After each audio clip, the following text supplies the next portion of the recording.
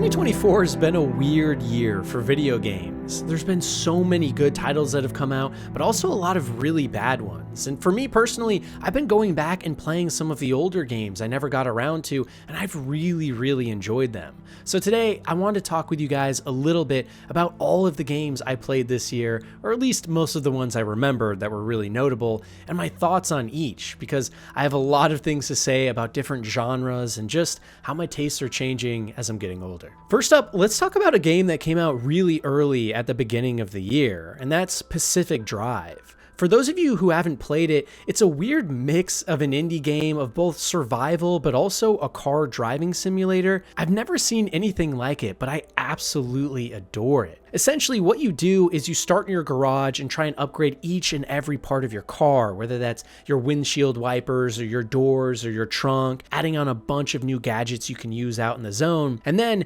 every level you have to drive and get as far as you can, trying not to die and escaping before everything blows up in your face. It's a weird kind of scavenging game, and it's especially hardcore because it lacks any dedicated saving features, meaning if you go out and crash your vehicle, you're just screwed and you have to come back to your garage and start over from square one, upgrading each and every part of your car. It's a really frustrating concept, but in actuality, if you play it yourself and start to understand all the mechanics, it's a really good indie game. And honestly, I think it's actually pretty underrated. Even though it did get a lot of love early on in the year, I feel like most people have forgotten about this amazing game. It has some of the best atmosphere, best immersion in any title I played this entire year, and it's really unique. It's the type of title I want to see a sequel to because there's so many things that could be improved, but I really enjoyed my time with it, even though it's a little cumbersome.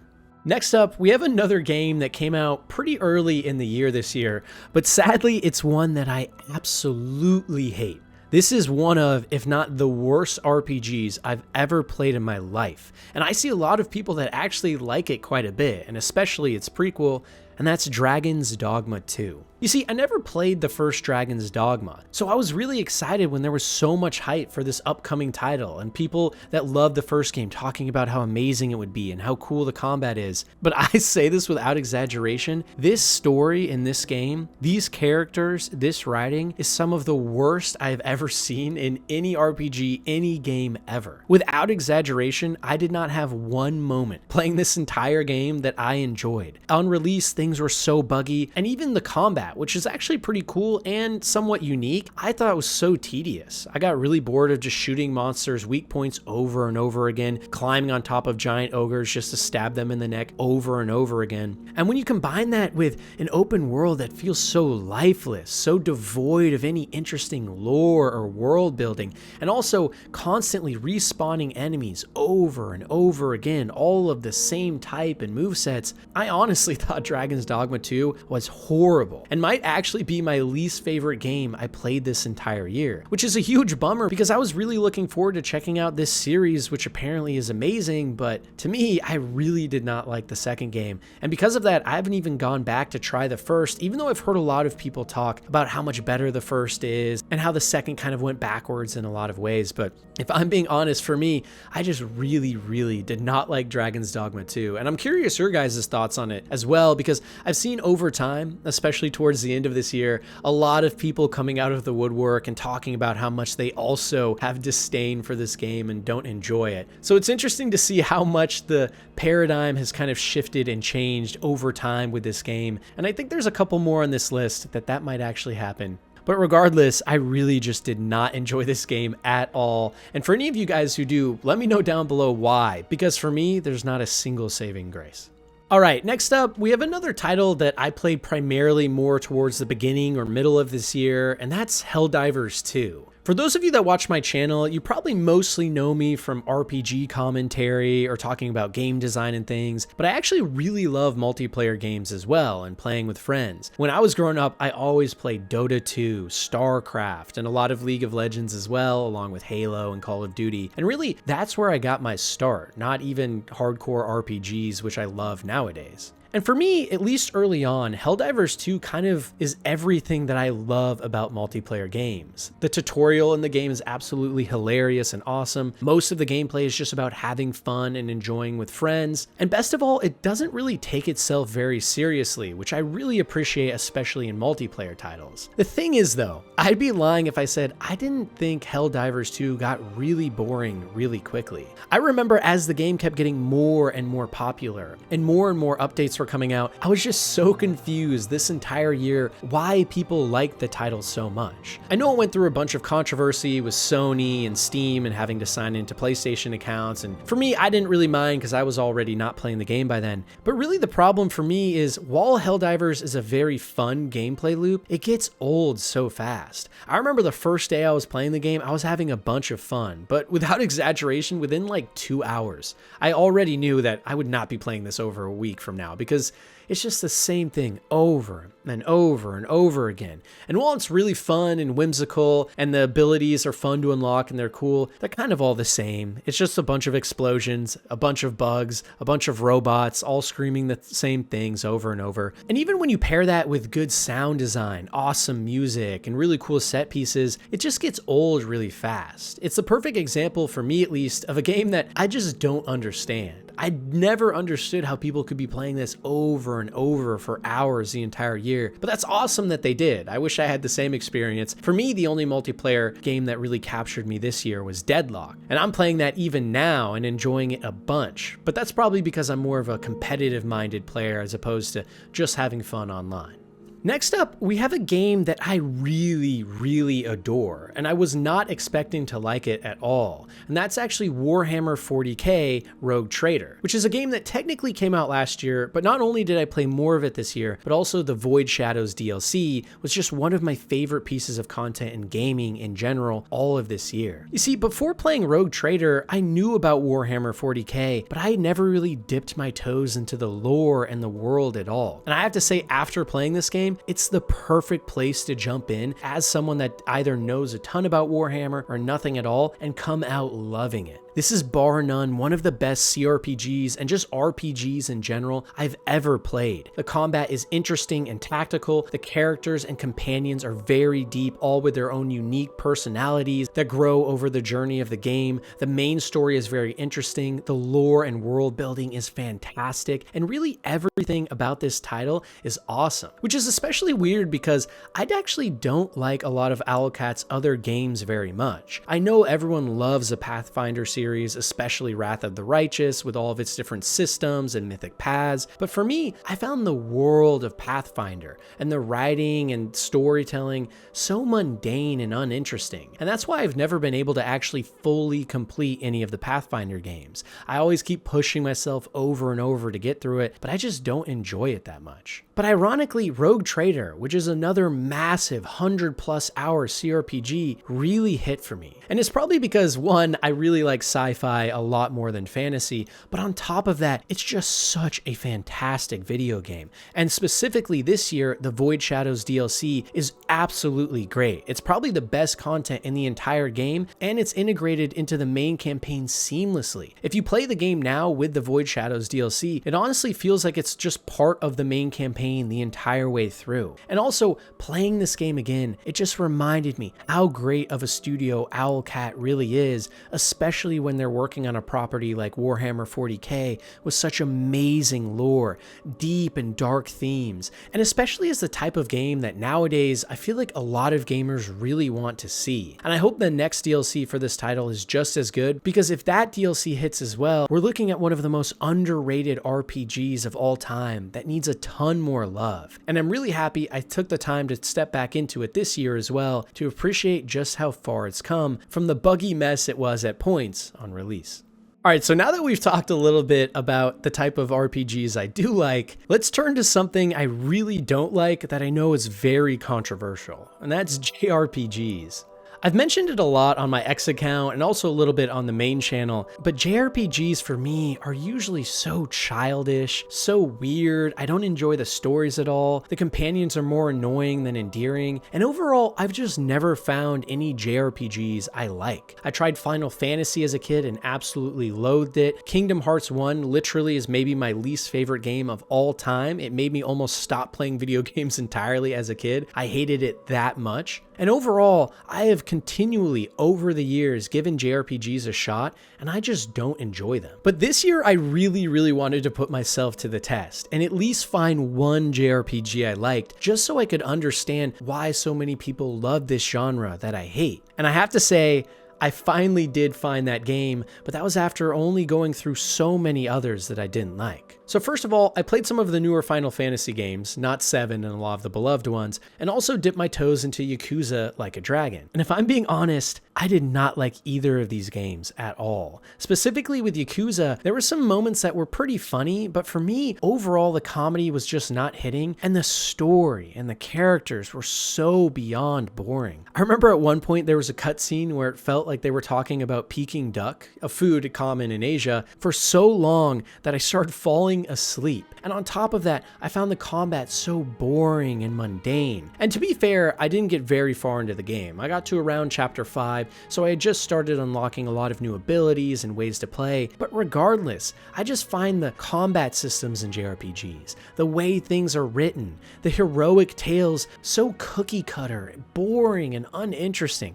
I really don't get these games at all. Every time I'm playing a JRPG, I genuinely feel like half the things they do, if an RPG, like a Western RPG did them, people would be so pissed. The laziness in writing, the weird character designs, the nonsensical plots. If RPGs even did half of what JRPGs get away with, people would be screaming for the studios to be shut down. So I don't really know why they're able to get away with having so many bad aspects to the game design. But I'd be lying if I didn't say I finally found one that really did capture my heart, and that's Metaphor ReFantazio. And that's because the story in this game is not only really unique and something I'm not used to as someone that doesn't play a lot of JRPGs, but the characters are beyond endearing. They're kind of annoying at first, and especially when I was originally playing this game, I struggled through the first, honestly, 30-40 hours. I genuinely was hating every moment. There were small tidbits I enjoyed, but the combat was mundane, easy, and boring, just like all other JRPGs. The plot was nonsensical and so stupid that I didn't enjoy it at all, and also the characters were just a little one note. But over time, this game won me over. And this cast of characters is not only one of my most beloved of all time,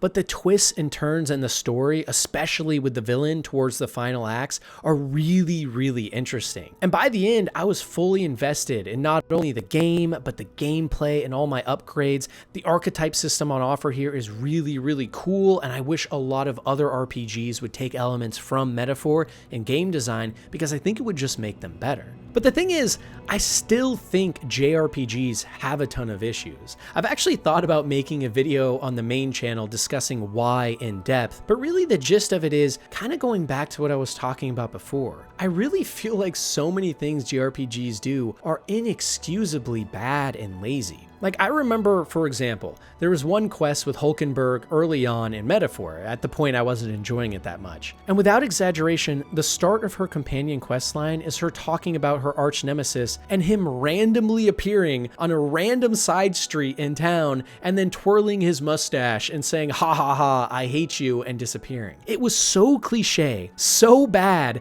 that it was almost laughable, and I couldn't tell if the game was being serious or trying to make a joke, but the game is seriously that bad at many points, and so are so many JRPGs. I think the reason that people like these games primarily isn't because they're very deep or dark or brooding or immersive. It's more the whimsical nature. Just having a group of friends and conquering the world and fighting bad guys and beating evil in the end. And I finally do understand it a little bit, because by the time I beat Metaphor, like I mentioned before, I really fell in love, and it's one of the most endearing casts of characters and stories I've seen in a long time, with a really good takeaway. But I'd be lying if I said JRPGs don't have a ton of issues that I think if they fixed up, they could be so much better and reach a broader audience of people like myself who usually can't fall in love with them at all. All right, next up, let's talk about another set of RPGs that I absolutely adored that I never got around to playing before, and that's the Pillars of Eternity series. You see, when these first came out at the time, I wasn't really into CRPGs all that much. I primarily played RPGs and first-person shooters or immersive sims, but after dipping my toes into a lot of other titles like Baldur's Gate 3, the Wasteland series, Divinity Original Sin, I really wanted to try out some other more hardcore CRPGs as well. And this year, that came from Pillars 1 and 2. And I genuinely think that especially this first game has maybe my favorite story ever told in a role-playing game ever. Not only is the twist really genius and kind of famous now, but also the messaging and the themes of Pillars of Eternity, the world on offer, is so fascinating. It's one of those series where it genuinely feels like a real place. How languages evolved within the world, the lore and history of different tombs, religions, and societies, and how they formed based around the nature around them. It's all just so good, and it's a shame that when I originally tried this game for a couple of hours in 2023, I put it down immediately. And that's because the beginning of Pillars of Eternity 1, if I'm being honest, isn't that strong. It's really hard to stay with the game. You have no idea what's going on. There's not a lot pulling you forward. The game feels clunky, and overall nothing is really clicking. But I promise you, if you're someone like me who didn't like Pillars 1 when you gave it a shot, or they just don't look like the type of games for you, the story, the writing, the world on offer here is unlike anything else I've ever seen. And also, the idea of souls, soul magic, animancy, and everything involved in the Pillars world fits into such an interesting, cohesive package that not only is very compelling as a game, but even more compelling as a philosophical piece of sorts. Almost like the type of book that you read, and when you're finished, you can't stop thinking about it. That's how I felt about Pillars, not only because of a ton of amazing side quests, but an overarching main narrative that really makes you think. And honestly, that's what I love in games more than anything. The type of experience that for long after I've beaten it makes me go to bed at night and wonder about different topics and think about who I am, what the world means, and what the meaning of life even is. Pillars of Eternity 1 especially, and also the second game, are those types of games. And in the second one as well, the combat is much improved and also has full voice acting, so it's a lot easier to get into initially. But if you haven't played the series, you have to play the first one before you play the second one. Trust me, it makes the entire thing so much better. But regardless, these are some of the best RPGs I've ever played in my entire life, and it's a shame I only just got around to playing them for the first time this year. So next up, this is a weird one, a little different from most of the other games I'm talking about, but that's actually Call of Duty Black Ops 6. You see, I haven't played a Call of Duty in a lot of years. The last one I actually played the campaign and zombies fully through was probably around a decade ago, and besides that, I've only dipped my toes in Warzone. So being able to come back and enjoy a full COD campaign again was actually really fun. If you haven't played in a while, you almost forget how good Call of Duty can be in an almost sitting back and turning your brain off while just eating some popcorn kind of way. But especially this campaign surprised me a lot. There's a ton of missions that, more than just being corridor shooters, are immersive sim lights, open worlds where you get to go and infiltrate different camps, almost like Metal Gear Solid, and also other missions where you just talk to people and try and outsmart them. It's actually really interesting, and I had a great time playing the campaign and Black Ops in general. It's a reminder that even though these studios are stuck on making Call of Duty year in and year out, I think if they move on to other IPs here and there as well, now that they're under Microsoft, which we've heard some rumors about, they could actually overnight be one of people's favorite studios like that. Because there's obviously so many quality people working there on animation, design, storytelling, set pieces. And I think if you were able to put all of that into a new IP, it's just a great reminder that the COD studios are some of the best out there, and they really know what they're doing. All right, now for maybe the most controversial on this entire list, and that's Dragon Age: The Veilguard. You see, this year was actually the first year I got around to playing all the Dragon Age games. Originally, I had played Inquisition when it first came out, and I liked the game a lot. But before Veilguard released, I wanted to go back and see what the others were like as well. And man, Origins. I had never played Dragon Age Origins before. It is one of the best RPGs ever made, full stop. The characters, the world building, the story, the companions, everything about Origins, to me at least, was so good, and I can't believe I never played it before. So getting the chance to for the first time really reminded me not only how good old school BioWare was, but how awesome Dragon Age as a series can be. Origins is the perfect example of everything Dragon Age should be. The rawness, the brutality, the great villains, the amazing storytelling, and more than anything, a pure focus on world building, which is what BioWare is all about. So after beating that, I also gave Dragon Age 2 a try. To be honest, I didn't really like it at all, but I loved Origins so much I forgave it, and I also went back and replayed Inquisition, which may be another controversial opinion, but I think Inquisition's great, man. Especially the middle part of the game, where you get to hear some really good music when you're going to Skyhold and some amazing set pieces. All of the best moments in Dragon Age are in Dragon Age Inquisition. But overall, as a game and as a storytelling device and a world building device, Origins is the best, and also the best Dragon Age overall. But basically, this is all to set the scene for when I finally got to Dragon Age Veilguard. And man, was it a huge disappointment. I am not exaggerating when I say this game was so bad for me that it has ruined Dragon Age as a series. I do not want to play another Dragon Age game. I do not care if BioWare, another studio, or anybody makes another Dragon Age. I am no longer interested in the series. And in retrospect, Dragon Age Origins 2 and Inquisition are no longer as good because Veilguard has ruined them for me. And I know that sounds a little dramatic, but I want to be clear here. Veilguard isn't all bad. There's especially a part around the end of Act 1 into Act 2 that I was enjoying quite a bit, and there's moments in this game that are good. The set dressing is very great. The art design is very good, in my opinion. There's some really good music. There's some really good moments, like getting to see Kal Sharok, the Tig, deep underground, and how cool it looks. And there's some decent combat encounters. But really, the more you dig into this game, it is beyond shallow and has ruined an entire series for me. And that primarily comes from the fact that Dragon Age forgot what made the series so great in the first place. The lore, the world building, and how deeply you could get immersed into the lands of Thedas when you first played Dragon Age Origins. Genuinely, go back and play Origins. It's so easy to just get swept up in it all, reading textbook after textbook about weird little intricacies in the lore, about the mages versus the Templars, about all the conflicts going on with the Darkspawn and everyone else in the world. It's such a fascinating setup that not only gives you a lot of answers, but also makes you wonder about what else is out there. And you see, that's the cardinal sin of Dragon Age Veilguard. It just tells us everything. It reveals every little detail about the lore, retcons things that we used to love, destroys some of our favorite places that we grew up and knew as kids playing Origins, or as someone like me who just played it this year as well.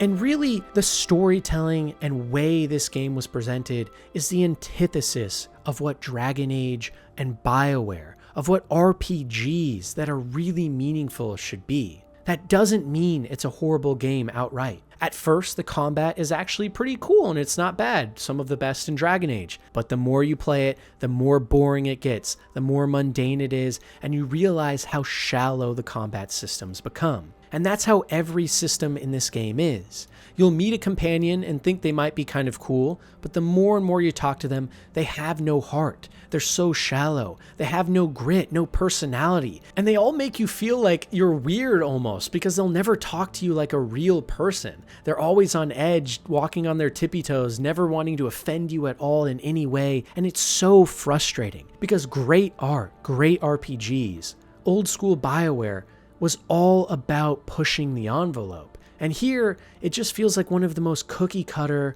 boring, and really waste of a time RPGs ever made. But that once again doesn't mean everything is bad. This isn't by any means the worst game I've ever played, and also the studio making it did make it to a pretty high degree of quality. It's just that what they wrote about, what the world envisioned, was not interesting this time. It got rid of everything that made Dragon Age great.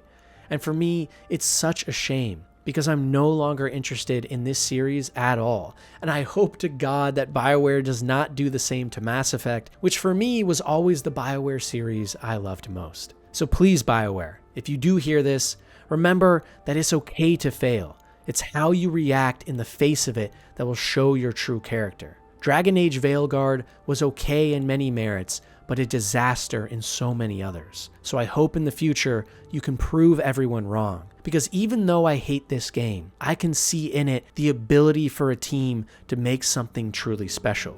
It's not a lost cause. Just don't mess it up on Mass Effect.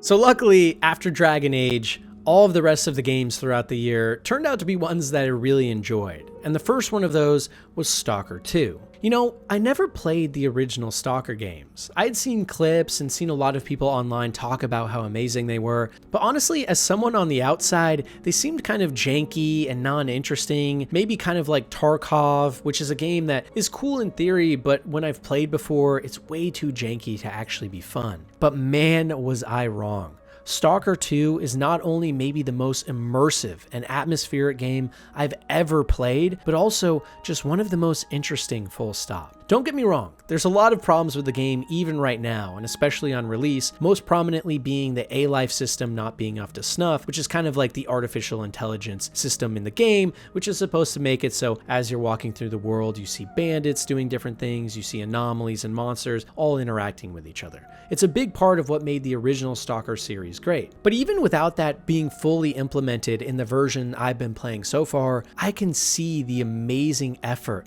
and quality of this game. It really does feel like no matter where you go in the zone, you are always under tense pressure, whether that be because of a giant storm overhead, turning the sky completely red with lightning, or trying to work your way through an underground burrow full of enemies making weird screeching sounds, and then turning a corner and finding a new type of enemy you've never seen before and having to figure out how to kill it on the fly. Especially for someone that doesn't play games like this, I had so much fun in Stalker 2, and I can't recommend it enough to all of you watching. It's just the perfect type of game to play on a rainy day or when it's dark out and just turn off the lights and turn up the music and listen to the sounds of the world. The sound design, music, and even game design of this title is so immaculate. Running around while your gun jams, scavenging for ammo everywhere you can go, and slowly upgrading each and every weapon or armor piece you get really feels impactful because of how unrelenting the game can be at times.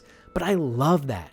I love the brutality, the ruthlessness of this world. It feels so foreign to a lot of modern games we get nowadays, like Dragon Age Veilguard. And it's a perfect example of where that series should have gone. Something more grounded, more realistic, interesting, brooding. If you haven't already, I highly recommend checking out Stalker 2, and it's only getting better every single week as more and more patches come out from the GSC team. So now we're kind of coming towards the end of the year, right? The final games that came out this year. And by this point in time, there have been titles that I enjoyed like Stalker 2, but a lot of my enjoyment as well had come from older titles that I was going back to. Really, for me, before December, 2024 was just an okay year for video games. I had played a bunch of other indie titles as well that I enjoyed quite a bit, but overall, this was no 2023 with Baldur's Gate 3, Cyberpunk expansions, and trying out Starfield, a game I hate to be fair, for the first time, which was exciting. But I have to be honest, this year ended on a super high note, and that's Indiana Jones and the Great Circle and Path of Exile 2. First of all, Indiana Jones really surprised me. This is probably my personal game of the year, and I never would have believed I was going to say that at the start of this year. And that's because I don't even like Indiana Jones that much, to be honest. As a kid, I remember vaguely watching some of the first movies and my dad being super into it, but I just never found it that interesting. I was more of a nerdy sci-fi kid, and I didn't really care about Harrison Ford and Indiana Jones. But man, Playing this game now, it is such a good recreation of the original Indiana Jones franchise, the first 3 movies, and it's so good in fact that it's made me fall in love with a character that I never was even in love with in the first place. And it's a perfect example of how good this game is that it can win over someone like me who has no nostalgia for the series in the first place. Because you see, Indiana Jones and the Great Circle isn't like Uncharted or Tomb Raider. It's actually more like an immersive sim in a way, kind of like Prey or Dishonored, but in a very light way.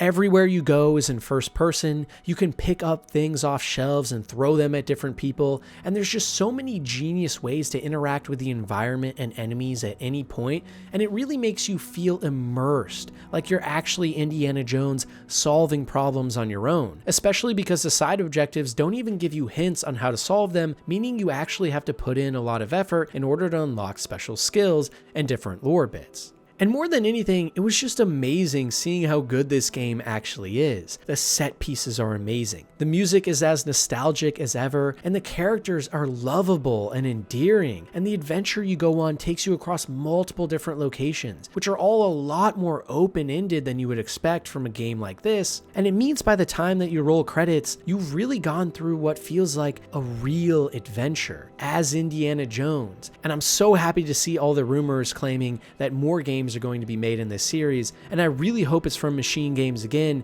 because they hit it out of the park. I'm now a big Indiana Jones fan, at least of the games, and I can't wait to play more of this. This isn't a corridor shooter, this isn't just a standard action adventure game, this is something wholly unique, something that the developers actually wanted to play themselves, and something that also fits Indiana Jones as a character perfectly. I can't recommend this game enough. I know it's been getting really good reviews, but as someone that thought they would hate this and didn't even want to buy it at first, it is probably the best game I've played all year. But besides that, I mentioned as well, I did play Path of Exile 2 right at the end of the year as well. I've actually gotten through the first 3 acts. I'm now going through them again before I get to the end game, and I've been enjoying it quite a bit. It's probably the best ARPG that I've played in my life, but that's also coming from someone that's not a big ARPG player. I played Diablo 3 when it came out for quite a bit and enjoyed it, and Diablo 4 I went through the campaign and had a good time, but overall I usually find ARPGs kind of monotonous and pointless, and the more and more I play, the less and less I enjoy them. And while that's somewhat the case with PoE 2, I'm starting to slow down and not wanting to play the game as much.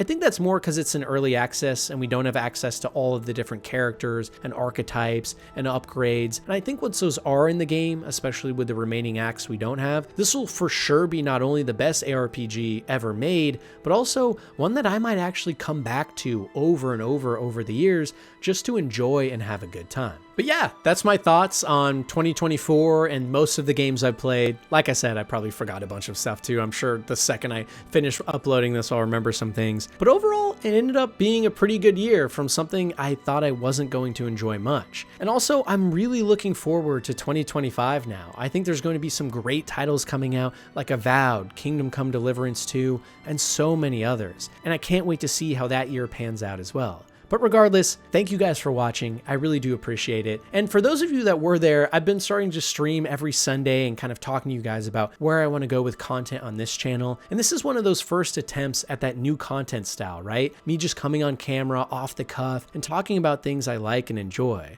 I'm sure there's a lot I can improve. Even, doing this video, there's so many things I'm thinking about as I'm writing down notes and jotting down things about games I want to talk about and how I can make videos like this better. But I want to keep doing this, right? Because for those of you that don't know that watch this channel, the main channel, Frankly Gaming, is primarily where I pull clips from. That way you guys can watch them here and kind of mash up different content. But I also want to make something wholly unique to this channel as well. Something that's a little more casual, that allows me to just talk about things happening in gaming, controversies going on, my thoughts on different games, on different topics. That way I can easily, quickly make videos and just have some fun talking with you guys and getting your thoughts too. So let me know what you guys think of the video. Let me know all the things you think I could improve, which I'm sure there's a bunch I'll be thinking about. But once again, thank you very much, and until next time.